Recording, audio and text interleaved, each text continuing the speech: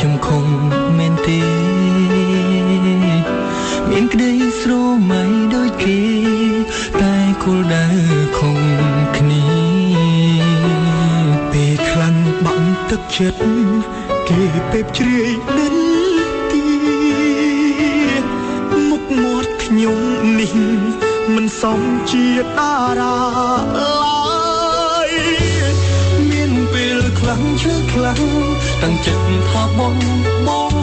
ចោលដីស្រមៃដូចស្រមោលអន់ទល់តាមរាល់ថ្ងៃគ្រាន់តែចង់ធ្វើជាអ្នកចំរៀងគ្រាន់តែចង់ជ្រៀងតាមក្តីស្រមៃចង់កាន់ម៉ៃក្រឡើងឆាកតន្ត្រីហើយด้วยមានកំហខ្ញុំលើកទឹកចិត្តខ្លួនឯងរាល់ថ្ងៃ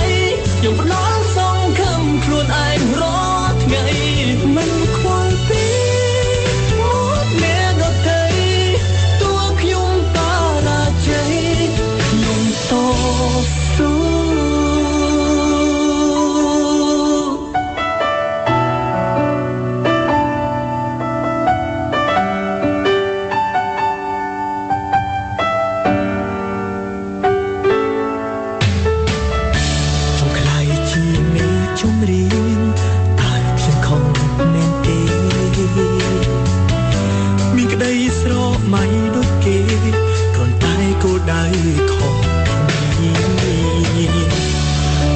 ខ្លាំងបាក់ទឹកចិត្ត